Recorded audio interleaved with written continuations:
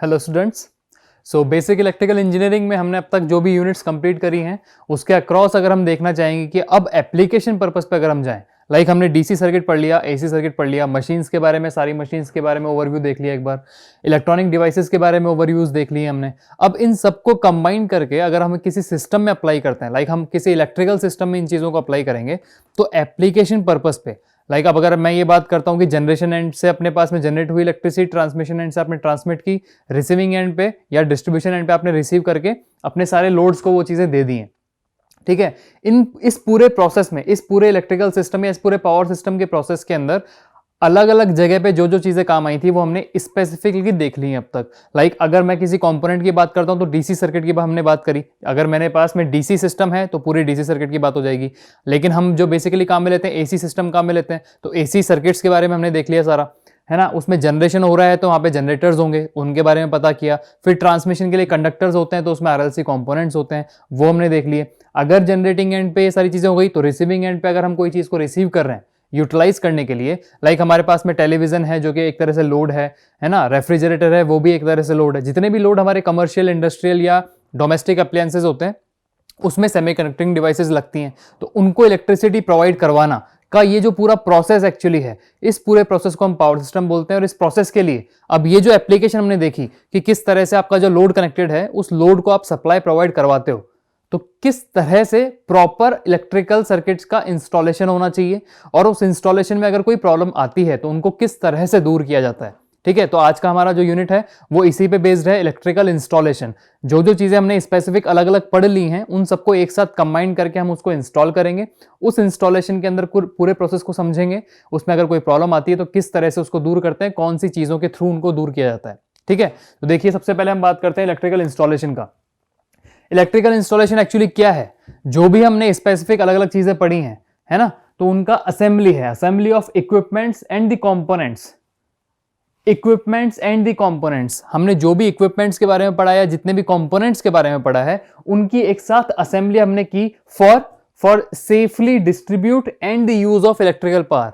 अगर आपको electrical power को सेफली डिस्ट्रीब्यूट करना है और उसको यूज में लेना है तो आपने क्या करना पड़ेगा, इक्विपमेंट्स और कंपोनेंट्स की असेंबली एक साथ करनी पड़ेगी, जिसको हम क्या बोलते हैं, इलेक्ट्रिकल इंस्टॉलेशन, ठीक है। अब इलेक्ट्रिकल इंस्टॉलेशन में हमने सारी चीजें इंस्टॉल कर दी, लाइक हमने कंडक्टर्स यूज में ले लिए, जनरेटर्स, कंडक्टर्स और लोड्स हमने कनेक्ट करके एक सर्किट को कंप्लीट किया है, उसको हमने इलेक्ट्रिकल इंस्टॉलेशन बोला।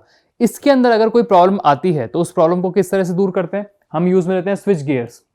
स्विच गियर्स क्या काम करेगा? स्विच गियर्स एक्चुअली स्विचिंग के लिए और प्रोटेक्शन के लिए काम आता है। अगर मेरे पास इलेक्ट्रिकल पावर को मैंने ट्रांसमिट किया है, जनरेट कर दिया, ट्रांसमिट कर दिया, डिस्ट्रीब्यूट करके उसको यूज में ले रहा हूं, तो इलेक्ट्रिकल पावर सेफली आपकी डिस्ट्रीब्यूट होनी चाहिए, सेफली ही वो ट्रांसमिट होनी चाहिए और सेफली उसका यूटिलाइजेशन होना चाहिए। तो इसके लिए हम क्या काम में लेते हैं, स्विच गियर्स काम में लेते हैं, ठीक है। अब बात आती है कि इलेक्ट्रिकल इंस्टॉलेशन या स्विच गियर्स की जरूरत हमें पड़ी क्यों? हमने इंस्टॉल तो कर दिया, लेकिन स्विच गियर्स की जरूरत क्यों पड़ी थी? जरूरत इसलिए पड़ी कि हम अगर ऑपरेटिंग पर्सनल कोई हुआ, लाइक अगर मैं एक इलेक्ट्रिकल इंस्टॉलेशन करने वाला बंदा हूं तो मेरी सेफ्टी के लिए मुझे स्विच गियर्स यूज में लेने ही पड़ेंगे। अदरवाइज अगर कुछ भी प्रॉब्लम वहां पे क्रिएट हुई, स्पार्किंग हुई या वहां पे मुझे शॉक लगा तो उसमें मेरी डेथ भी हो सकती है। तो उसको सेव करने के लिए या ऑपरेटिंग पर्सनल को सेव करने के लिए आपने स्विच गियर्स को काम में लिया। दूसरी चीज, सेफ्टी ऑफ इंस्टॉलेशन। हम बंदे जो उसको यूटिलाइज कर रहे हैं या उसको इंस्टॉल कर रहे हैं उसकी सेफ्टी की बात तो होती है, साथ के साथ अगर जो इंस्टॉलेशन हो रहा है उसमें हमारे पास काफी महंगी मशीन्स भी कनेक्टेड होती हैं या बहुत महंगे महंगे इक्विपमेंट्स कनेक्टेड होते हैं, तो इंस्टॉलेशन के अंदर, इंस्टॉलेशन के प्रोसेस को भी सेव करने के लिए हमें स्विच गियर को यूज में लेना पड़ता है, ठीक है। अब यहां से बात आती है एक और क्या चीज है, क्यों हमें स्विच गियर्स काम में लेना पड़ेगा? Security and reliable power supply with minimum interruption. अगर मैं पावर सप्लाई की बात कर रहा हूं कि पावर सप्लाई आपने जनरेट करके रिसीव, मतलब जनरेट कर दिया, आप ट्रांसमिट कर रहे हो और उसको फिर यूटिलाइज कर रहे हो, तो इसमें ये जो पावर सप्लाई अपने पास आ रही है ये पूरी रिलायबल होनी चाहिए। लाइक रिलायबल का मतलब क्या होता है? अगर आपने किसी एक सिस्टम में पावर को दे दिया, किसी एक सिस्टम से आपने पावर जनरेट करके ट्रांसमिट करके यूटिलाइज कर लिया, ठीक है, सेम अमाउंट ऑफ पावर अगर आप किसी दूसरे सिस्टम में काम में ले रहे हो तो वो सेम अमाउंट ऑफ पावर ही मिलनी चाहिए, उसमें कुछ ना कुछ भी लॉसेज नहीं होना चाहिए। इसको बोलते हैं रिलायबल इलेक्ट्रिकल पावर। तो रिलायबल अगर सिस्टम आपने बनाना है, उसकी सिक्योर उसको बनाना है, तो क्या काम में लेना पड़ेगा? हमें स्विच गियर्स काम में लेना पड़ेगा, ठीक है। तो हमें एक्चुअली क्या है, इलेक्ट्रिकल इंस्टॉलेशन जो यूनिट है आपके इस सब्जेक्ट के अंदर, इसका 90-95% पार्ट जो है वो थियोरेटिकल है। ठीक है, तो सारे के सारे जो इंपॉर्टेंट पॉइंट्स या नोट्स होते हैं वो मैंने यहाँ पे नोट डाउन कर लिए हैं। मैं जब भी पूरी स्लाइड्स को कंप्लीट करूंगा एक बार साइड में हट जाऊंगा, जिससे आप इसका क्या स्क्रीनशॉट ले सकते हो, वो आपके नोट्स के काम आएंगे। एक तरह से शॉर्ट नोट्स हैं ये, जब भी आप एग्जाम से पहले इन पॉइंट्स को ध्यान में रख के जाएंगे तो आपके लिए वो सारी चीजें काफी ईजी रहेंगी देखना। ठीक है, स्क्रीनशॉट ले सकते हो आप, इसका देख लीजिए एक बार। ठीक है, चलिए नेक्स्ट स्लाइड पे चलते हैं। नेक्स्ट हमारे पास में क्या है, symbols and used components in electrical system. जो भी हमारे पास में कंपोनेंट्स हम इलेक्ट्रिकल इंस्टॉलेशन में काम में लेते हैं, उनको अब किस तरह से यहाँ पे दिखाएंगे। लाइक ऐसा तो नहीं है कि अगर आपने मशीन बनानी है या जनरेटर दिखाना है तो पूरा जनरेटर का सर्किट बनाओगे फिर कनेक्ट करोगे, नहीं। तो जनरेटर को कुछ एक सिंबल के थ्रू आप दिखा सकते हो। अगर आपने ट्रांसफॉर्मर लगाना है तो ट्रांसफॉर्मर को एक सिंबल के थ्रू दिखा सकते हो। तो उन सबके कुछ सिंबल्स हैं जो मैंने यहाँ बता रखे हैं। देखिए, सबसे पहले अगर मैं बात करता हूँ, हम जब एसी सर्किट की बात करते थे तो वहां पे जो वोल्टेज सोर्स होता था उसको इस तरह से बनाते थे। ठीक है, या तो इस तरीके से, या उसके अंदर अगर हम कैपिटल जी लिख देते हैं तो वो किसको शो करता है, एसी जनरेटर को। ठीक है, एक सिंपल लाइन जो एक स्ट्रेट लाइन होती है वो रिप्रेजेंट करती है अपनी बस बार को।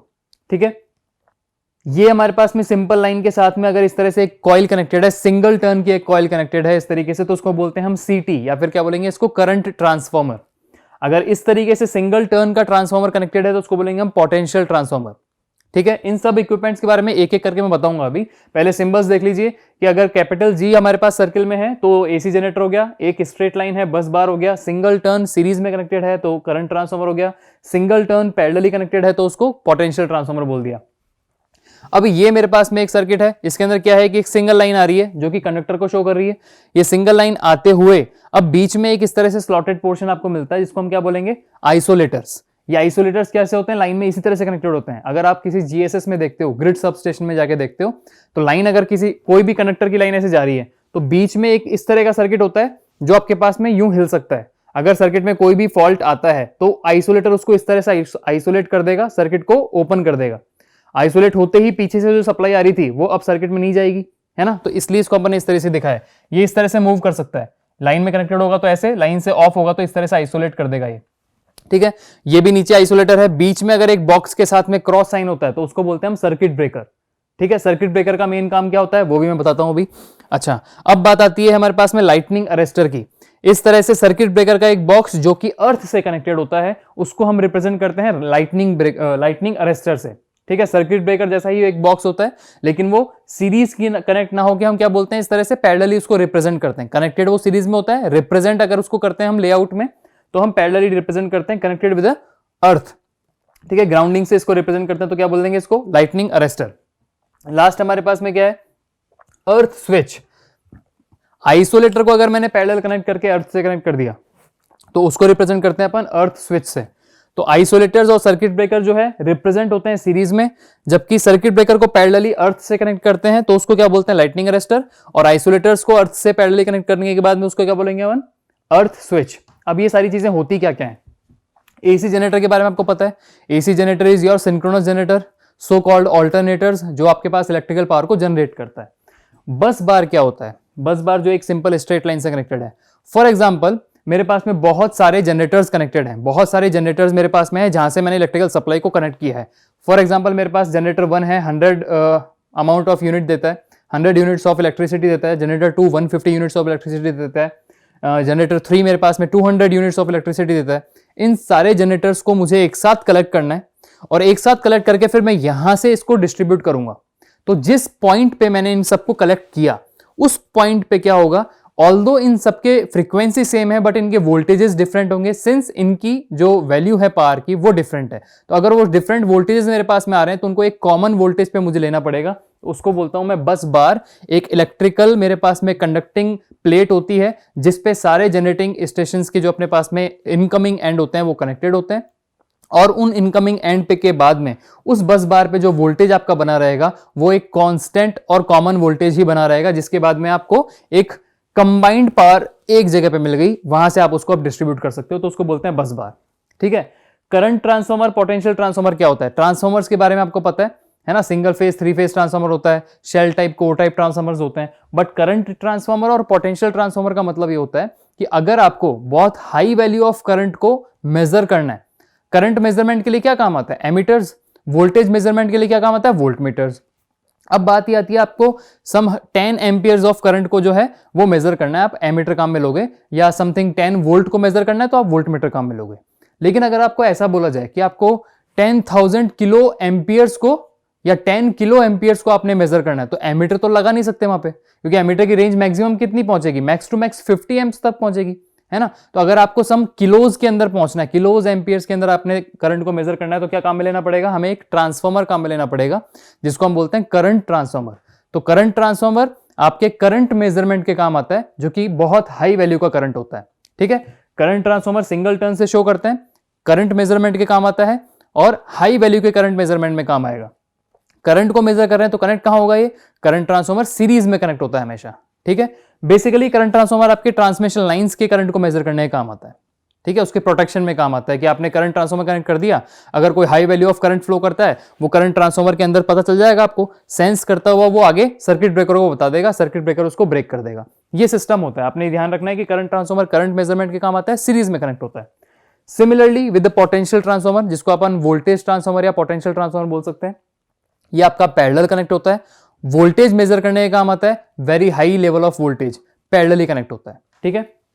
आइसोलेटर्स लाइन को आइसोलेट कर देता है, अगर लाइन में कोई भी फॉल्ट आता है तो आइसोलेटर्स की हेल्प से अपन लाइंस के थ्रू लाइन को क्या करेंगे, और स्विच ऑफ कर देंगे, आइसोलेट कर देंगे एकदम पूरी तरीके से सप्लाई से।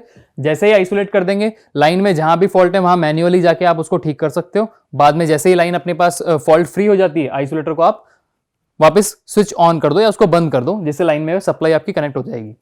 सर्किट ब्रेकर, सर्किट ब्रेकर का क्या काम होता है, लाइन में अगर कोई फॉल्ट आ रहा है तो आइसोलेट करने से पहले ही, अगर मेरे पास में ऐसा हो कि सर्किट में कोई फॉल्ट आ गया, सर्किट ब्रेकर में कुछ सेंसिंग एलिमेंट्स लगे होते हैं, वो सेंस करेंगे कि यहाँ पे करंट अगर ज्यादा चला गया तो उसने हाई करंट को सेंस कर लिया, सेंस करके सर्किट ब्रेकर को दे दिया। सर्किट ब्रेकर में दो तरह की ऐसी प्लेट्स होती हैं कनेक्टेड हमारे पास में, एक होती है फिक्स्ड प्लेट, एक होती है मूविंग प्लेट, ठीक है। तो फिक्स्ड प्लेट तो फिक्स ही रहेगी, लेकिन मूविंग प्लेट कनेक्टेड होती है किसी सेंसिंग एलिमेंट से। सेंसिंग एलिमेंट इसको सेंस करके बोलता है, इसको सिस्टम को सप्लाई देता है कि हाई करंट फ्लो कर रहा है। तो ये जो मूविंग प्लेट है, ये सर्किट ब्रेकर के फिक्स्ड प्लेट से दूर हटना स्टार्ट होती है, सर्किट को ब्रेक कर देती है। जैसे ही सर्किट को ब्रेक किया, क्या हुआ, अब सर्किट ब्रेक हो चुका है, इलेक्ट्रिकल उसके अंदर सप्लाई जो है वो बंद हो चुकी है, जहां पे भी फॉल्ट है उसको आप ठीक कर लो और आपका काम वापस, सर्किट ब्रेकर क्लोज हो जाएगा, मूविंग प्लेट वापस से उसके पास आ जाएगी, ठीक है। सर्किट ब्रेकर का काम ये होता है। लाइटनिंग अरेस्टर, लाइटनिंग अरेस्टर एक तरह से सर्किट ब्रेकर की तरह ही काम करता है, बट लाइटनिंग अरेस्टर का मेन पर्पस क्या है, किसी भी इलेक्ट्रिकल सिस्टम में या किसी भी इलेक्ट्रिकल इंस्टॉलेशन के अंदर लाइटनिंग अरेस्टर हमें सबसे पहले लगाना होता है। हमारे पास में लाइटनिंग स्ट्रोक्स आते हैं, है ना, लाइटनिंग स्ट्रोक्स जो आ रहे हैं वो बहुत हाई वैल्यू और हाई वैल्यू ऑफ वोल्टेज का होता है एक्चुअली। तो हाई वैल्यू ऑफ वोल्टेज जब आपके पास में आता है तो उसके बेसिस पे हमारे सारे इक्विपमेंट जो है खराब हो सकते हैं। तो हम एक इक्विपमेंट पहले लगाते हैं, लाइटनिंग अरेस्टर, जो लाइटनिंग को अरेस्ट करके सीधे ग्राउंड में भेजता है। यहाँ पे लाइटनिंग अरेस्टर ने लाइटनिंग को कैच किया और सीधे ग्राउंड में भेज दिया, क्योंकि ग्राउंड का पोटेंशियल हमको पता है 0 होता है, तो वहां पे आपको कोई भी रेजिस्टिव पाथ नहीं मिलेगा। जैसे ही लाइटनिंग अरेस्टर पे लाइटनिंग स्ट्रोक पड़ा, वो सीधा ग्राउंड में चला गया, क्योंकि वो ग्राउंड वायर से कनेक्टेड होता है। आपके पूरे इलेक्ट्रिकल इंस्टॉलेशन में उससे कोई भी खतरा नहीं होगा। तो लाइटनिंग अरेस्टर ये काम आता है। अर्थ स्विच क्या करता है, अर्थ स्विच का काम यह है कि अगर मेरे पास में कोई भी इस तरह का करंट सर्किट में फ्लो करता है जो कि मेरे काम का नहीं है, जैसे हम मशीन की बात करते थे वहां पे एडी करंट्स होते थे, है ना, उसी तरीके से यहां पे क्या होगा, अगर मेरे पास में कोई लीकेज करंट फ्लो करने लग गया सर्किट में, तो अर्थ स्विच की वजह से वो क्या करेगा, लो रेजिस्टिव पाथ में फ्लो करेगा और आपके डायरेक्टली अर्थ में चल जाएगा, ठीक है। ये सारे इक्विपमेंट्स हमारे पास होते हैं। अब इन सब को एक साथ जब हम कनेक्ट करते हैं पूरे इंस्टॉलेशन दिखाने के लिए, इसको हम बोलते हैं लेआउट डायग्राम, ठीक है। देखिए यहां layout diagram, layout of LT system, LT मतलब लो टेंशन डिस्ट्रीब्यूशन सिस्टम का ये हमारे पास एक लेआउट डायग्राम है। यहां अब आप मुझे सारी चीजें बताएंगे कि कैसे कैसे होता है। देखिए मैंने यहां पे एक सर्किल में जी बना रखा है, मतलब ये क्या रिप्रेजेंट कर रहे हैं, ये दो जनरेटर्स हैं, दो एसी जनरेटर्स हैं, इलेक्ट्रिसिटी जनरेट कर रहे हैं। यहां से सप्लाई आई, ये क्या कनेक्टेड है, सर्किट ब्रेकर जैसा कुछ दिख रहा है, साथ में अर्थ है, तो क्या बोलते हैं इसको, लाइटनिंग अरेस्टर। एक सिंगल लाइन, इसको हम एक तरह से क्या बोल सकते हैं, सिंगल लाइन डायग्राम, SLD, इसको हम बोल सकते हैं SLD, सिंगल लाइन डायग्राम।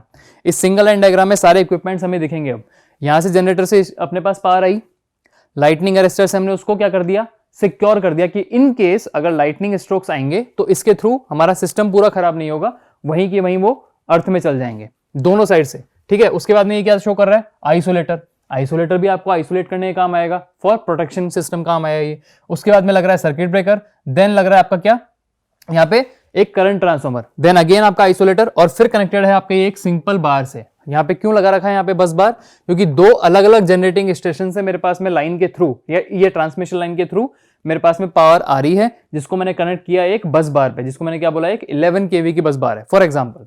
इस बस बार से कनेक्ट किया, इस बस बार के थ्रू अब आप अलग अलग जनरेटिंग स्टेशन पे इनकमिंग लाइंस को आउटगोइंग लाइंस में कन्वर्ट कर सकते हो। इस बस बार पे वोल्टेज आपका कांस्टेंट है, पूरे पे कितना है, 11 kV, 11 किलो वोल्ट का ये बस बार है। यहां से आपने कनेक्ट कर दिया आगे लाइंस को। यहां पे भी क्या कर रखा है मैंने, एक आइसोलेटर कनेक्टेड है, करंट ट्रांसफार्मर कनेक्टेड है, सर्किट ब्रेकर है, आइसोलेटर है, और उसके बाद में इसको क्या बोलते हैं अपन, ये कौन सा ट्रांसफार्मर हमारे पास में हो गया, स्टेप डाउन ट्रांसफार्मर, ठीक है ना। इसको क्या बोल दिया, स्टेप डाउन ट्रांसफार्मर। तो आपने 11 kV की लाइन से सप्लाई ली, उस 11 kV को आपने 400 वोल्ट में स्टेप डाउन कर दिया, और 400 वोल्ट के थ्रू आपके पास में 3 फेज सिस्टम का सिंगल फेज सिस्टम पहुंच चुका है आपके घर की गली के नुक्कड़ पे ट्रांसफार्मर में। वहां पे 400 वोल्ट की सप्लाई, वो अपने पास में 11 kV टू 400 वोल्ट की लाइन होती है, वहां से आपके पास 400 वोल्ट के थ्रू जो आपके पास सिंगल फेज सप्लाई आप लेते हो वो आपके घरों में पहुंच जाती है। तो यहां से हम क्या बोलेंगे, आउटगोइंग लाइंस आपके पास इस तरह से आ रही है। तो ये पूरा एक सिंगल लाइन डायग्राम, या जिसको हम बोलते हैं लेआउट ऑफ इलेक्ट्रिकल इंस्टॉलेशन या एलटी सिस्टम, इस तरीके से होता है। ठीक है, देखिए इसका ले लीजिए स्क्रीनशॉट, ले लीजिए जल्दी, ठीक है। और एक ये जो थे सिंबल्स, इसका भी स्क्रीनशॉट ले लीजिए, उस टाइम पे नहीं लिया था आपने। ओके, अब नेक्स्ट अब बात आती है कि जो भी स्विच गियर्स की चीजों की हम बात की थी, जिसके थ्रू हमारे पास में इक्विपमेंट जो होते हैं वो सिक्योर होंगे, उनका यूटिलाइजेशन जो हम कर रहे हैं वो काफी सिक्योर रहेगा, उसमें कोई भी लॉसेज होंगे तो उनको हम सेफली यूज कर सकते हैं। तो कैसे कैसे अपने पास में यूनिट्स होती हैं, लाइक सबसे पहले हम बात करेंगे इलेक्ट्रिकल इंस्टॉलेशन, मतलब बेसिक इंस्टॉलेशन जो इलेक्ट्रिसिटी का रहता है उसमें देखेंगे हम। सबसे पहली बात आती है switch fuse unit, SFU। SFU का फुल फॉर्म क्या होता है, switch fuse unit. Switch fuse unit में एक्चुअली क्या होता है, एक फ्यूज यूनिट होता है, एक स्विच यूनिट होता है, दोनों के दोनों सीरीज में कनेक्टेड होता है। एक फ्यूज यूनिट है, एक स्विच यूनिट है, दोनों सीरीज में कनेक्टेड है। क्या रोल है इसका, फ्यूज का मतलब आपको पता है, फ्यूज क्या है, एक फ्यूज हमारे पास में क्या काम करता है कि अगर कोई भी लाइन में करंट जो है एक स्पेसिफिक या थ्रेशोल्ड वैल्यू से हाई करंट फ्लो करेगा तो फ्यूज हमारा ब्लोन अप हो जाएगा। जैसे ही फ्यूज हमारा ब्लोन अप होगा, एक तरह से क्या होगा, आइसोलेट कर दिया उसने पूरे सर्किट को, है ना। तो यहां पे यही काम रहेगा, fuse will burn in the operating current if the operating current exceeds, if the operating current exceeds, अगर आपके पास में जो ऑपरेटिंग करंट है थ्रेशोल्ड वैल्यू से ज्यादा का हो गया तो आपका फ्यूज बर्न कर जाएगा। लेकिन अब क्या हुआ, अगर फ्यूज बर्न कर चुका है तो फ्यूज को, लाइन को वापस से कनेक्ट करने के लिए फ्यूज चेंज करना पड़ेगा। तो अगर आपने फ्यूज चेंज करना है तो उससे पहले क्या करेंगे, स्विच यूनिट को हम ऑपरेट करेंगे, सर्किट को ऑफ करेंगे। स्विच यूनिट को हमने जैसे ही ऑन किया, सर्किट ऑफ हो चुका है, अब हमने फ्यूज को वापस कनेक्ट कर दिया, स्विच यूनिट को वापस से ऑन किया, सर्किट के अंदर आपके पास वापस सप्लाई आना स्टार्ट हो गई। ठीक है, तो SFU क्या होता है, बहुत ही बेसिक चीज है। SFU is nothing but the fuse, is the main purpose of SFU is only the fuse unit. ठीक है, फ्यूज यूनिट ही आपका प्रोटेक्शन डिवाइस है। यहाँ पे जैसे ही ओवर करंट आएगा फ्यूज ब्लोन अप करेगा। अब आपको फ्यूज को रिप्लेस करना है, तो रिप्लेस करने के लिए लाइन ऑनलाइन तो आप उसको कर नहीं सकते रिप्लेस, है ना। तो आपने पहले स्विच यूनिट से उसको ऑफ किया, फ्यूज को रिप्लेस किया, वापस से ऑन किया और आपकी लाइन वापस से कनेक्टेड हो गई। To replace the fuse switch unit will operate, इसको हम बोलते हैं ऑफ। अब फ्यूज क्या होता है actually, fuse is a metal wire और स्ट्रिप। एक मेटल का वायर होता है या स्ट्रिप होती है, वो इस तरीके से फ्यूज करती है। मतलब अगर अपने पास में ओवर करंट आ रहा है तो वो उसको ऑपरेट कर देगी, मेटल स्ट्रिप जो है वो दूर हो जाएंगी। या दूसरी तरीके के जो फ्यूजेस होते हैं उसके अंदर वो ब्लोन अप कर जाते हैं, है ना, वो जल जाते हैं पूरी तरीके से। हमने बोलते हैं बहुत बार नॉर्मल लैंग्वेज में कि फ्यूज खराब हो गया है या फ्यूज जल चुका है, फ्यूज चेंज करो, है ना। तो आप उस तरीके से इस फ्यूज को चेंज करते हो। फिर ये होता है हमारे पास में स्विच फ्यूज यूनिट, देख लीजिए। ठीक है, नेक्स्ट अब बात करते हैं हम मिनिएचर सर्किट ब्रेकर। बहुत बेसिकली आपको सबको पता होगा, घरों में हम बात करते हैं MCB। बोले MCB ट्रिप कर गई, MCB ट्रिप कर गई, उसको सही करो, है ना। घर में जो भी हमारे पास इलेक्ट्रिकल सप्लाई आती है, सिंगल फेज सप्लाई आ रही है या फिर 3 फेज आपने ले रखा है, कोई भी दिक्कत नहीं है, उसके अंदर आपके पास में MCBs लगे होते हैं हर फ्लोर पे। या आप अगर बात करो कि पूरे घर का एक जगह आपने कनेक्शन देख रखा है तो वहां पे आपके पास MCBs लगे होते हैं। MCB का फुल फॉर्म एक्चुअली क्या होता है, miniature circuit breaker. Circuit breaker का एक छोटा सा रूप है ये। ठीक है, सर्किट ब्रेकर्स बेसिकली काम आते हैं आपके ट्रांसमिशन लाइंस में, लेकिन आप घर के इंस्टॉलेशन की बात करते हो तो वहां पे मिनिएचर सर्किट ब्रेकर या आप बोल सकते हो मिनी सर्किट ब्रेकर्स काम आएंगे। ये क्या है, कुछ नोट्स हैं, देख लीजिए क्या है। ये एक इलेक्ट्रोमैग्नेटिक डिवाइस है, electromagnetic effect of over current पे ये काम करता है। ओवर करंट पे ये काम करता है। मतलब अगर लाइंस में मेरे पास में करंट बहुत ज्यादा चेंज हो जाएगा तो मेरे पास में एमसीबी ट्रिप कर जाएगा या फिर एमसीबी ऑपरेट कर जाएगा, सर्किट को ये ब्रेक कर देगा। ठीक है, इलेक्ट्रोमैग्नेटिक डिवाइस है, इलेक्ट्रोमैग्नेटिक इफेक्ट पे काम करता है। क्या काम आएगा ये? Use to protect the electrical circuit from over current. बहुत सिंपल चीज है। ठीक है, अब बात आती है कनेक्ट कहां होता है ये अपने पास में जो भी सर्किट कनेक्टेड है उस सर्किट के साथ सीरीज में कनेक्ट होगा, क्योंकि किस पे काम कर रहा है ये? ओवर करंट पे। करंट चेंज होगा तो पता कैसे चलेगा? जब आप सीरीज में कनेक्ट करोगे तभी तो पता चलेगा। तो आपने इसको कहां कनेक्ट करना है? Connected in series with the circuit. ठीक है, अब जैसे ही ओवर करंट वहां आता है, मिनिएचर सर्किट ब्रेकर अपने सर्किट को ब्रेक करता है। ये अपने आप होता है, सर्किट ब्रेकर अपने आप या automatic switch off the circuit. But उसको स्विच ऑन करने के लिए आप उसको मैन्युअल ऑपरेट करना पड़ता है। इसलिए हम ये भी बोल सकते हैं कि it can be manually operate. अगर आपको सर्किट ब्रेकर में आपको एमसीबी आपने बोला कि एमसीबी ट्रिप हो गई, उसको सही करके आओ, तो आप मैन्युअली उसको ऑपरेट करते हो ना। लेकिन इन केस आपको घर में कोई इलेक्ट्रिकल कनेक्शन का काम करना है तो आप एमसीबी को ऑफ भी मैन्युअल कर सकते हो, है ना। आपने मैन्युअली उसको ऑफ किया, आपने सप्लाई को थोड़ा सा चेंज किया, वायरिंग में आपने थोड़ा चेंज किया, एमसी को वापस आपने ऑन कर दिया। ठीक है, तो ये ऑटोमेटिक ऑफ हो जाता है। लेकिन अगर आप इसको चाहें कि आप मैन्युअली ऑपरेट करना चाहते हैं तो ये मैन्युअली भी ऑपरेट हो जाता है। ठीक है, thermal effect of over current मतलब क्या है कि किस तरह से अब ये काम कर रहा है, या electromagnetic effect of over current जो है वो किस तरह से काम करेगा। हमारे पास में क्या होता है, यहाँ पे मिनिएचर सर्किट ब्रेकर में बाईमेटलिक स्ट्रिप होती है। तो वो बाईमेटलिक स्ट्रिप क्या करेगी, जब भी मेरे पास ओवर करंट आएगा, मतलब करंट की वैल्यू जब थ्रेशोल्ड से ज्यादा बढ़ जाएगी, तो बाईमेटलिक स्ट्रिप क्या करेगी? गर्म होना स्टार्ट करेगी। उसमें हाई करंट फ्लो करने लग रहा है तो वो गर्म होना स्टार्ट करेगी। अभी वो क्लोज्ड है, इस तरीके से स्ट्रिप्स जो है इस तरह से क्लोज्ड है। जैसे जैसे उसमें करंट हाई फ्लो करेगा, इसकी जो वैल्यू है या फिर इस हीट की जो वैल्यू है वो बढ़ जाएगी। जैसे ही हीट की वैल्यू बढ़ेगी ये बैंड होना स्टार्ट करेगी टुवर्ड्स या अगेंस्ट ईच अदर। जैसे ये बैंड करना स्टार्ट करेगी ये सर्किट को ब्रेक कर देगी। ठीक है, मेटलिक स्ट्रिप जो है वो heated up and bands away, जिसकी वजह से क्या होगा, हमारा कॉन्टैक्ट जो है वो टूट जाएगा। सर्किट ब्रेकर जो है सर्किट को ब्रेक कर देगा। तो एमसीबी या मिनिएचर सर्किट ब्रेकर्स इस तरीके से काम करते हैं। इसका स्क्रीनशॉट ले लीजिए अब आप। ठीक है, नेक्स्ट क्या है हमारे पास में? Types of MCBs. कि एमसीबी का मतलब तो हमें समझ में आ गया कि ओवर करंट हो रहा है तो सर्किट को ब्रेक कर देगा। लेकिन क्या ये एमसीबी मैं हर जगह काम में ले सकता हूं? घर में ले सकता हूं, इंडस्ट्रीज में भी ले सकता हूं क्या? क्योंकि वहां तो करंट की वैल्यू काफी ज्यादा हाई होती है। तो इसके लिए हमने एमसीबीज के टाइप्स बनाए हैं। हमारे पास में 3 तरह के एमसीबीज होते हैं, type B, C and D. Type B MCB, C and D MCB. इसका बेसिकली मैंने यहाँ पे कुछ नोट्स आपके लिए बना रखे हैं कि टाइप बी एमसीबी जो होती है, अगर मेरे पास में कोई रेटेड करंट फ्लो कर रहा है सर्किट में, तो type B MCB 3 to 5 times of rated current तक ऑपरेट करती है ना, 3 to 5 टाइम्स तक। अगर मेरे पास में रेटेड करंट का 3 टाइम्स करंट फ्लो कर रहा है तो वो ऑपरेट करेगी। और कब तक करेगी? 5 टाइम्स तक वो ऑपरेट करेगी। लेकिन अगर ये 5 टाइम्स से भी ज्यादा करंट फ्लो करता है तो टाइप बी एमसीबी आपका ऑपरेट तो करेगा लेकिन वो जल जाएगा, क्योंकि इसकी रेटिंग ही हमारे पास में कहां से कहां तक है? 3 to 5। ठीक है, हायर करंट जो रहेगा इसका ऑपरेट करने का वो रहेगा 5 times of I rated, minimum रहेगा 3 times of I rated. So it will be 3 to 5 times of I rated type B MCB का। ये कहां काम आता है? अगर मेरे पास में इतनी सी ही रेंज है इसकी, 3 टाइम्स या 5 टाइम्स तक ही ये काम कर सकता है, तो इसकी रेटिंग जो होगी या इसके जो यूजेस होंगे वो भी काफी लिमिटेड होंगे। तो ये कहां काम आता है? अगर मेरे पास कोई रेजिस्टिव लोड है या बहुत स्मॉल इंडक्टिव लोड्स अगर हो हैं, जिसको अपन बोलते हैं कि रेसिडेंशियल या अपने घरों में जो एमसीबीज काम आती है, या लाइट कमर्शियल्स के अंदर अगर आपका 2 मंजिला आपका कोई ऑफिस है जिसमें आपने काम करना है, तो वहां आप क्या काम में लेते हो? टाइप बी एमसीबीज काम में लेते हो। अगर आपके पास सिंगल फेज सप्लाई आपके घरों में आ रही है तो वहां पे कौन सी एमसीबी काम आती है? टाइप बी एमसीबी, जिसकी rating 3 to 5 times of I rated होती है। क्योंकि आपके घरों में मैक्सिमम जो रेंज जाएगी करंट की वो 3 to 5 टाइम्स ही जाएगी, उससे ज्यादा जाएगी ही नहीं। ठीक है, उसके बाद में सेकंड हमारे पास में टाइप सी एमसीबी।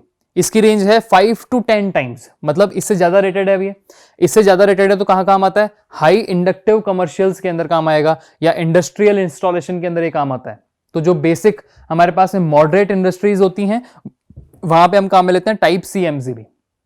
ठीक है, टाइप डी एमसीबी रेंज क्या है? 10 to 25 टाइम्स, मतलब बहुत ज्यादा इसकी रेंज हमारे पास मिलती है।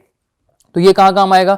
बहुत ही ज्यादा हाईली रेटेड इंडस्ट्रियल लोड्स हो गए, या कोई मशीनरी का पार्ट हो गया, एक्सरे मशीन हो गया, यूपीएस हो गया, या इंडस्ट्रियल वेल्डिंग मशीन्स हो गई, है ना, या इंडक्शन मोटर्स हमारे पास में अगर किसी इंडस्ट्रीज में काम आ रही है, तो वहां अगर हमें एमसीबीज काम में लेनी है तो कौन सी लेनी पड़ेगी? Type D MCB.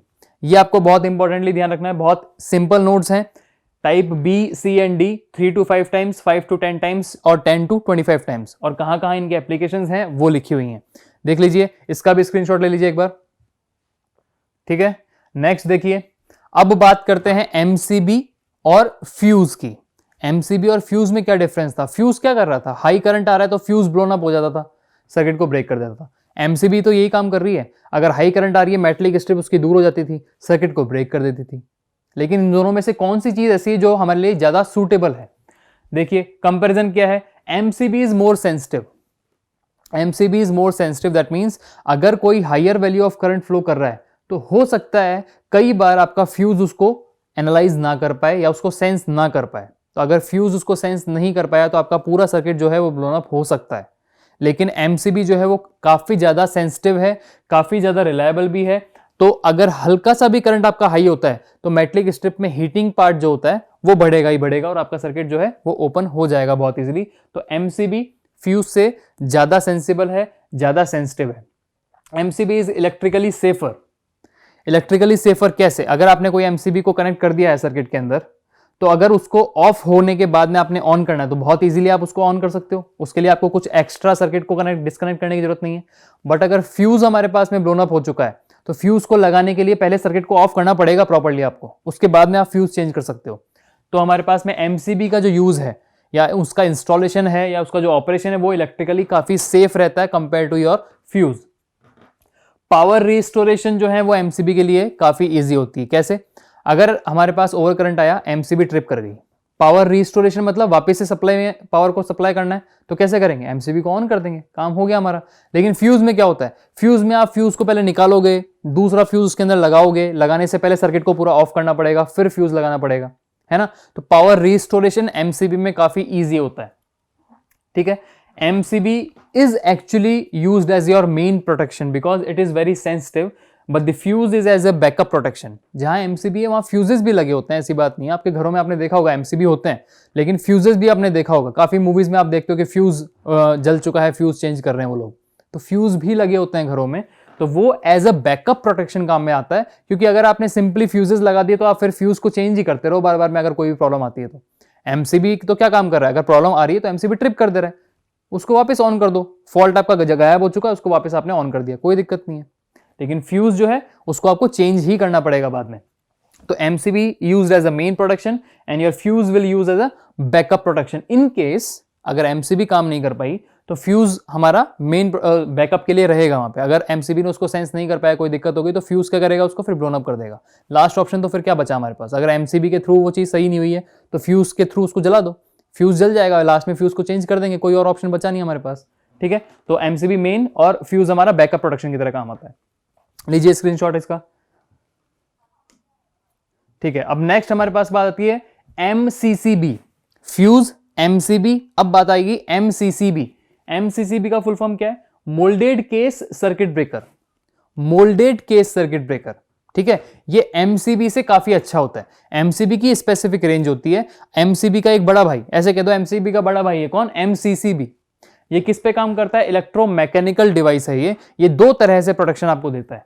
Short circuit से भी प्रोटेक्शन देगा और ओवर करंट से भी प्रोटेक्शन देगा, जबकि एमसीबी सिर्फ ओवर करंट से प्रोटेक्शन देता था, ना कि शॉर्ट सर्किट से, ठीक है। तो यहां इन दोनों प्रोटेक्शंस को यूज में लेने के लिए दो अलग अलग चीजें होती हैं। अगर आप शॉर्ट सर्किट की बात करते हो तो वहां पे मैग्नेटिक एलिमेंट कनेक्टेड होता है। वो मैग्नेटिक एलिमेंट अगर इनकेस शॉर्ट सर्किट होता है लाइन में, शॉर्ट सर्किट को सेंस करता है, मैग्नेटिक एलिमेंट के थ्रू वो उसको सर्किट को ऑफ कर देता है। ओवर करंट प्रोटेक्शन की बात आती है तो वहां पे कोई टेम्परेचर सेंसिटिव एलिमेंट लगा होगा, जिसकी वजह से ओवर करंट देखते हैं। टेम्परेचर सेंसिटिव एलिमेंट क्या होता है? अगर करंट ज्यादा फ्लो कर रहा है, हीट जनरेट होगी, टेम्परेचर सेंसिटिव है वो, हीट जनरेट होगी तो अपने आप ऑन हो जाएगा, जिस तरह से एमसीबी में होता था। सेम केस है एमसीबी की तरह, बट उससे डिफरेंट क्या है मोल्डेड केस में कि शॉर्ट सर्किट प्रोटेक्शन भी मिलता है using your magnetic element. More reliable then MCB. क्यों? क्योंकि यहां पे शॉर्ट सर्किट का प्रोटेक्शन भी हमें मिलता है और ओवर करंट प्रोटेक्शन की रेंज कंपेयर टू एमसीबी हमें यहां पे ज्यादा मिलती है, ठीक है। देखिए यहां पे दोनों का कंपैरिजन मैंने बता रखा है, एमसीबी और एमसीसीबी का कंपैरिजन है। यहां पे एमसीबी जो है वो कब तक या कितनी रेटिंग के करंट तक हमारे पास से काम आएगी, उसकी रेटेड करंट जो होता है वो 100 एम्पियर से कम रहता है, जबकि इसका 2500 एम्पियर तक रहता है, काफी ज्यादा है। इंटरप्शन अगर कोई आ रहा है तो वो इंटरप्शन कब तक झेल सकता है, 18 किलो एम्पियर इंटरप्शन तक आपका एमसीबी जो है उसको झेल सकता है। टाइप डी वाला की बात अपन कर लेंगे तो, और एमसीसीबी में ये 200 किलो एम्पियर तक उस इंटरप्शन को झेल सकता है। 200 किलो एम्पियर इंटरप्शन अगर आता है तो उसको वो सर्किट को ऑफ कर सकता है। इतनी रेंज होती है इसकी एमसीसीबी की। एमसीबी आपके होम या फिर आप बहुत स्मॉल कमर्शियल्स के अंदर काम में ले सकते हो, जबकि एमसीसीबी आपकी बहुत हैवी इंडस्ट्रीज में काम आती है, जहां आपके पास बहुत हैवी मशीन्स कनेक्टेड होती हैं, तो वहां आपके पास एमसीसीबी काम आएगी। ठीक है, दोनों एक्चुअली क्या है, लो वोल्टेज सर्किट ब्रेकर ही हैं। एमसीबी और एमसीसीबी दोनों हमारे पास में लो वोल्टेज सर्किट ब्रेकर ही कहलाते हैं। अगर आपसे बोला जाए कि लो वोल्टेज सर्किट ब्रेकर का एग्जांपल दो, तो आप एमसीबी भी बता सकते हो और एमसीसीबी भी बता सकते हो। ठीक है, इसका स्क्रीनशॉट ले लीजिए अब। ठीक है, नेक्स्ट हमारे पास में आता है अर्थ लीकेज सर्किट ब्रेकर। अर्थ लीकेज सर्किट ब्रेकर जिसको हम बोलते हैं ईएलसीबी। ठीक है, ईएलसीबी क्या काम आएगा, ईएलसीबी काम आता है protection against the electrical leakage. अगर आपने कोई भी इंस्टॉलेशन कर रखा है, उस इंस्टॉलेशन में कुछ ऐसा करंट फ्लो करता है जो कि लीक कर गया है ना, लीक करता हुआ कोई करंट फ्लो कर रहा है, तो उसके लिए हम क्या काम में लेते हैं, ईएलसीबी या अर्थ लीकेज सर्किट ब्रेकर, जो कि इलेक्ट्रिकल लीकेज से हमें प्रोटेक्ट करता है। और फॉल्टी करंट जो होता है, ये जो एक्स्ट्रा लीकेज करंट जो हमारा फॉल्ट करंट है, उसको वो सेंस करता है, सेंस करके उसको डायरेक्ट करता है कि आपको कहां फ्लो करना है। जिस लाइव वायर के अंदर वो फ्लो करता है, उस लाइव वायर से उसको डायरेक्ट करता हुआ अर्थ वायर के थ्रू अर्थ में भेज देता है। It senses and direct the faulty current from line wire to earth wire. Line wire से फॉल्टी करंट को सेंस किया, उसको डायरेक्ट करते हुए उसने अर्थ वायर के थ्रू डायरेक्टली भेज दिया। लाइन वायर को आगे फ्लो नहीं करने दिया, बीच में से ही अर्थ वायर के थ्रू भेज दिया उसने। ये काम करता है हमारा ईएलसीबी। दो तरह का होता है हमारे पास में, वोल्टेज ईएलसीबी और current ELCB. Voltage ELCB voltage sense करके करता है ये काम, करंट ईएलसीबी करंट को सेंस करके करता है ये काम। ठीक है, इतना ओवरव्यू ही काफी है आपके लिए। ठीक है, voltage ELCB and current ELCB दो तरह के ईएलसीबीज होते हैं हमारे पास। स्क्रीनशॉट लीजिए इसका भी। नेक्स्ट हमारे पास में अर्थिंग। ये एक इंपॉर्टेंट टॉपिक रहता है, बहुत बेसिक सी चीज है, बहुत बार हमने सुना भी होगा घरों में। अर्थिंग या ग्राउंडिंग हम बोलते हैं। हम अर्थिंग करते हैं अगर कोई भी हमारे पास में इक्विपमेंट कनेक्टेड है, या हमने कोई बहुत बड़ा फंक्शन हम घर में कर रहे हैं, तो इलेक्ट्रिसिटी अगर कनेक्शन वहां पे मिली हुई है, तो उसको अर्थ हम प्रोवाइड कराते हैं या अर्थिंग हम करते हैं, जिससे हमें सेफ्टी मिले उस चीज के लिए, हमें शॉक ना मिले, इलेक्ट्रिकल शॉक हमें ना मिले, उसके लिए हम उसको अर्थिंग देते हैं। अर्थिंग एक्चुअली होता क्या है, connecting the zero potential point of equipment to ground. मतलब अगर कोई भी इक्विपमेंट मेरे पास में है, उस इक्विपमेंट में कहीं ना कहीं जीरो पोटेंशियल पॉइंट तो होगा। जैसे बात करता हूं मैं किसी भी मशीन की बात करता हूं, लाइक इंडक्शन मशीन है, इंडक्शन मोटर है। इंडक्शन मोटर की कवरिंग होती है ना, एक बाहर से कुछ ना कुछ कवरिंग तो उसको मिलती है, उसके अंदर होती है इलेक्ट्रिकल मशीन पूरी की पूरी। तो जो कवरिंग पार्ट है वो भी तो डिवाइस का ही पार्ट है। वहां अगर आप हाथ लगाते हो तो आपको करंट थोड़ी ना आता है, वो इसलिए नहीं आता क्योंकि वो एक जीरो पोटेंशियल पार्ट है आपके इक्विपमेंट का। उस जीरो पोटेंशियल पार्ट को आपने ग्राउंड से अगर कनेक्ट कर लिया, तो अगर इन केस कभी लीकेज करंट की वजह से या किसी शॉकिंग या स्पार्किंग की वजह से उस जीरो पोटेंशियल पाथ पे भी करंट फ्लो करने लग जाए, तो उस अर्थ वायर के थ्रू ग्राउंड में चल जाए, अर्थिंग के थ्रू ग्राउंड में पहुंच जाए और हमारे पास उसका इफेक्ट ना पड़े या इलेक्ट्रिकल शॉक हमको ना मिले, इसलिए हम अर्थिंग करते हैं। तो क्या मेन पॉइंट है हमारे पास में, connecting the zero potential point of equipment to the ground. क्यों? For safety of operating personnel and installation. अगर आपने ऑपरेटिंग पर्सनल जो उसको ऑपरेट करा उसकी सेफ्टी चाहिए, या जो आपको मशीन की सेफ्टी भी चाहिए इन केस, तो आपको अर्थिंग करनी पड़ेगी। अगर आपने अर्थिंग नहीं करी, ऑल्दो आपके पास में प्रॉब्लम नहीं आती है, लेकिन इन केस कभी कोई शॉर्ट सर्किट हो जाए या कभी कोई प्रॉब्लम क्रिएट हो जाए, तो आप जो ऑपरेट कर रहा है बंदा, उसकी भी जान को खतरा है, प्लस जो इक्विपमेंट आपका काफी महंगा है उसको भी खतरा है। तो उन दोनों से बचाने के लिए हम सेफ्टी के लिए क्या काम में लेते हैं, अर्थिंग या ग्राउंडिंग काम में लेते हैं। अब अर्थिंग की रिक्वायरमेंट क्यों पड़ी? अगर मेरे पास में इंसुलेशन फेलियर हो जाता है, अगर किसी भी इक्विपमेंट में या मशीन में, जिसकी मैं इंडक्शन मशीन की बात कर रहा था, यहां पे इंसुलेशन फेलियर हो गया। इंसुलेशन प्रोवाइड करा रखा है आपने, एक्स्ट्रा करंट को इधर उधर फैलने से रोकने के लिए आपने इंसुलेशन प्रोवाइड करा रखा है। वो इंसुलेशन कभी फेल हो गया, इन केस इंसुलेशन फेल होते ही करंट लीक कर गया। वो करंट लीक करते ही क्या होगा, वो जो चार्जेस थे वो एक्यूमुलेट हो जाएंगे एक जगह पे। अगर एक जगह वो एक्यूमुलेट हो गए, आपने उस जगह को हाथ लगाया यूं करके, जीरो पोटेंशियल पॉइंट को आपने यूं करके आप हाथ लगा दिया, जहां पे चार्जेस एक्यूमुलेटेड हैं, आपको क्या लगेगा, इलेक्ट्रिकल शॉक लगेगा। इलेक्ट्रिकल शॉक से बचाने के लिए आप अर्थिंग करते हो, टू प्रोटेक्ट फ्रॉम शॉक। अगर मेरे पास में बारिश का मौसम है, रेनिंग सीजन है, वहां पे बहुत वेट हो गया है पूरा कंडीशन, और आपका इक्विपमेंट है वो भी काफी वेट हो चुका है, तो उस बारिश या उस वेटनेस की वजह से भी आपके पास इंसुलेशन फेलियर हो जाता है। तो उससे बचाने के लिए भी आपको अर्थिंग या ग्राउंडिंग करनी पड़ती है। ठीक है, इसका भी स्क्रीनशॉट ले लीजिए एक बार। ठीक है, नेक्स्ट हमारे पास में है अब टाइप्स ऑफ अर्थिंग। कितने तरह की अर्थिंग हमारे पास होती है? दो तरह की अर्थिंग होती है। First one is your neutral earthing and second one is your equipment earthing. Equipment earthing मतलब जो इक्विपमेंट हम यूज में ले रहे हैं उसकी स्पेसिफिक अर्थिंग करेंगे, और न्यूट्रल अर्थिंग का मतलब, neutral earthing simple neutral earthing है, सिस्टम जो हम काम में लिए बहुत सारे इक्विपमेंट्स हैं उन सबकी हमने अर्थिंग कर दी है, उसको हम बोलते हैं न्यूट्रल अर्थिंग। तो न्यूट्रल अर्थिंग क्या होता है? जो सिस्टम हम काम में ले रहे हैं, लाइक जो हमारे पास सप्लाई का न्यूट्रल कनेक्शन है उसको अगर मैंने अर्थ से कनेक्ट कर दिया, न्यूट्रल कनेक्टेड टू अर्थ, जिसको हम बोलते हैं किसके थ्रू कनेक्ट करेंगे? अर्थ इलेक्ट्रोड के through.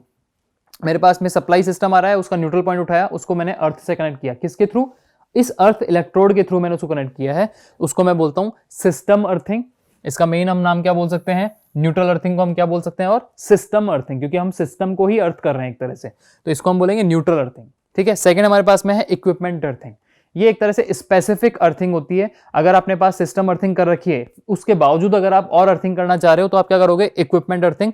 Equipment connected to the earth wire using your conducting wires. ठीक है, जो आपका इक्विपमेंट है वो अर्थिंग के थ्रू प्रोवाइड कराया जाता है, उसका जो जीरो पोटेंशियल पॉइंट है उसको आप अर्थ करते हो, उसको हम बोलते हैं इक्विपमेंट अर्थिंग। कहाँ काम आती है? होम या बिल्डिंग्स के अंदर ये काम आती है। हम घरों में कोई अगर 3 फेज सप्लाई लेते हैं तो वहां पे अर्थिंग देना बहुत जरूरी है। घर में जो हम अर्थिंग करते हैं उसको क्या बोलते हैं? हम इक्विपमेंट अर्थिंग। इक्विपमेंट्स के कनेक्शन हमारे पास सारे कनेक्टेड होते हैं, उसके थ्रू हम उसको अर्थिंग देते हैं। ठीक है, तो उसको हम बोलेंगे इक्विपमेंट अर्थिंग। दो तरह की अर्थिंग हो गई, न्यूट्रल और इक्विपमेंट। न्यूट्रल को बोलते हैं सिस्टम, और इक्विपमेंट हमारे पास घर या बिल्डिंग्स के अंदर काम आती है। ठीक है, स्क्रीनशॉट लीजिए इसका भी। अब अर्थिंग की बात ये आई थी, तो अर्थिंग में हमने देखा कि इक्विपमेंट को या सिस्टम को, दोनों को हमने ऐसे वायर के थ्रू अर्थ से कनेक्ट कर दिया। अर्थ में क्या डायरेक्टली कनेक्ट कर देते हैं? नहीं, अर्थ में एक हमारे पास इलेक्ट्रोड होता है जिसको बोलते हैं अर्थ इलेक्ट्रोड। तो अर्थ इलेक्ट्रोड को हम ग्राउंड में ऐसे घुसाते हैं, उसके बाद वो कनेक्शन करते हैं। तो अर्थ इलेक्ट्रोड भी कितने तरीके के होते हैं? Methods of earthing the earth electrodes. Earth electrodes अलग अलग तरीके के होते हैं, उनको अर्थिंग करने के तरीके अलग होते हैं। तो हमारे पास में 4 तरीके के अर्थ इलेक्ट्रोड्स होते हैं। कैसे कैसे? प्लेट अर्थिंग करते हैं, पाइप, रोड और स्ट्रिप या वायर अर्थिंग। ठीक है, इनके भी मैंने कुछ स्पेसिफिक नोट्स यहाँ बना रखे हैं। देखिए, प्लेट अर्थिंग में हमारे पास में जो अर्थ इलेक्ट्रोड होता है वो एक प्लेट की शेप में होता है। ठीक है, किसका बना होता है? कास्ट आयरन या कॉपर का बना होता है। वो कास्ट आयरन या कॉपर का अपने पास एक प्लेट बनी होगी जिसको हम अर्थ इलेक्ट्रोड बोलते हैं। 8 फीट डीप ये जाता है। आपने जो प्लेट ली है प्लेट अर्थिंग के लिए कास्ट आयरन या कॉपर की, उसको आपने जमीन से 8 फीट अंदर वहां पे आपने प्लेस किया है। 8 फीट डीप आपके ग्राउंड में ये रहता है, और मॉइस्चर जो है जहां पे आपने उसको रखा है वहां पे मॉइस्चर आपको मेंटेन करके रखना पड़ेगा, तभी आपके पास वहां पे रेजिस्टिव पाथ जो है काफी लो मिलेगा, और सारा का सारा करंट, एक्स्ट्रा करंट जो मिल रहा था वो आपके अर्थ में चल जाएगा सीधा। ठीक है, नेक्स्ट आता है हमारे पास पाइप अर्थिंग। पाइप अर्थिंग में जो हम बात करते हैं, तो अर्थ इलेक्ट्रोड एक तरह से पाइप का बना होता है जिसको हम बोलते हैं गैल्वेनाइज्ड स्टील पाइप। ठीक है, गैल्वेनाइज्ड स्टील का एक पाइप होता है हमारे पास में, और वो पाइप जिसको हम बोलते हैं जीआई पाइप भी बोल सकते हैं एक तरह से। 35 to 75 mm का डायमीटर होता है उसका। 35 to 75 mm का डायमीटर होता है, वो आपके पास में जमीन में रखा होता है, और उसके चारों तरफ क्या करते हो आप? चारकोल या सॉल्ट की एक लेयर बनाते हो। ये बेसिक है एक्चुअली। पाइप अर्थिंग बहुत बेसिक है, जो आपने देखा होगा। अगर घर में कोई फंक्शन हम कर रहे हैं, इलेक्ट्रिसिटी का कोई काम उसमें चल रहा है, तो वहां पे जो अर्थिंग हम करते हैं, वहां पे इलेक्ट्रिशियन आके जो अर्थिंग करता है वो कौन सी होती है? वो पाइप अर्थिंग होती है। वो इलेक्ट्रोड एक रोड होती है, वो रॉड किसका बना होता है? स्टील का पाइप होता है, वो गैल्वेनाइज्ड स्टील का पाइप होता है। उसको जमीन में ऐसे घुसाता है वो, और चारों तरफ उसमें नमक डालता है, फिर मिट्टी से उसको ढक देता है, और वहां आपके अर्थ वायर को इस तरह से कनेक्ट करता है। तो ये कौन सी होती है? Pipe earthing. ठीक है, गैल्वेनाइज्ड स्टील का पाइप होता है, चारकोल और सॉल्ट की उस पर लेयर लगी होती है। हम बनाते हैं जमीन के ऊपर, सॉल्ट डाल देते हैं उसके ऊपर लेयर बनाने के लिए, मॉइस्चर कंटेंट के लिए एक्चुअली। और वो जो पाइप एक्चुअली आपके पास है 35 to 75 mm डायमीटर का आपके पास होता है। नेक्स्ट है हमारे पास रॉड अर्थिंग। रॉड अर्थिंग में जो रॉड होती है वो किस चीज की बनी होती है? कॉपर की रॉड होती है with galvanized steel pipe, with GSP. Copper rod with galvanized steel pipe की एक रॉड होती है हमारे पास में, जो 1 to 1.5 मीटर की लेंथ की होती है। 1 या 1.5 मीटर लेंथ की एक अपने पास में रॉड होती है, जो कि कॉपर की बनी होती है। वो रॉड अर्थिंग के काम आती है। वो अपन जमीन में इस तरह से कनेक्ट करते हैं, अर्थ वायर उस पर कनेक्ट होता है। लास्ट हमारे पास में स्ट्रिप और वायर अर्थिंग। इसमें हम कॉपर की एक स्ट्रिप काम में लेते हैं, या एक वायर आप जिसको बोल सकते हो। कॉपर का एक वायर हम काम में लेते हैं, उसके थ्रू हम अर्थिंग करते हैं। उसकी लेंथ कितनी होती है हमारे पास में? मिनिमम रिक्वायरमेंट जो उसकी लेंथ की वो कितनी है? 15 मीटर। 15 मीटर लेंथ की अपने पास कॉपर की स्ट्रिप होती है, जिसके थ्रू हम स्ट्रिप या वायर अर्थिंग करते हैं। ठीक है, तो अर्थिंग क्या होती है? अर्थिंग 2 तरीके की होती है हमारे पास में। अर्थिंग मतलब जीरो पोटेंशियल को ग्राउंड से कनेक्ट करो, अर्थिंग हो गई, शॉक से बचाएगा। दो तरह की अर्थिंग थी हमारे पास में, न्यूट्रल अर्थिंग जिसको सिस्टम अर्थिंग बोलते थे, सेकंड हमारे पास में थे इक्विपमेंट अर्थिंग, ठीक है। उसके बाद में इलेक्ट्रोड्स, जो हमारे पास में ग्राउंड इलेक्ट्रोड्स होती हैं या जिसको हम अर्थ इलेक्ट्रोड बोलते हैं, वो 4 तरह के होते हैं। उसके थ्रू अर्थिंग 4 तरह की होती है। कौन कौन सी? प्लेट, पाइप, रॉड और स्ट्रिप। इनके कुछ स्पेसिफिक नोट्स हैं, वो आपने ध्यान रखना है, इसका भी स्क्रीनशॉट लीजिए, ठीक है। तो अब लास्ट जो इस यूनिट में हमारे पास टॉपिक बचता है वो होता है मेजरमेंट ऑफ पावर। जो हम इलेक्ट्रिकल पावर हम इतनी दिनों से सप्लाई कर रहे हैं, जनरेट कर रहे हैं, यहाँ हमने इंस्टॉलेशन ही पढ़ा कि उसको अच्छे तरीके से सप्लाई कर दी जाए, तो वो इलेक्ट्रिकल पावर का मेजर हम किस तरीके से करेंगे, उसका मेजरमेंट किस तरीके से करेंगे, उसके लिए हमें देखना पड़ेगा सिंगल फेज पावर को किस तरह से मेजर करते हैं, 3 फेज पावर को किस तरह से मेजर करते हैं, कौन कौन से इक्विपमेंट्स उसके लिए लगे होते हैं। वो लास्ट हमारे पास में लेक्चर रहेगा इसके लिए, ये यूनिट का। अभी के लिए हमने अर्थिंग पढ़ा है, सारे इक्विपमेंट जो स्विच गियर के काम आते हैं वो देखे हैं, और लेआउट डायग्राम देखा हमने एलटी सिस्टम का। Okay, thank you.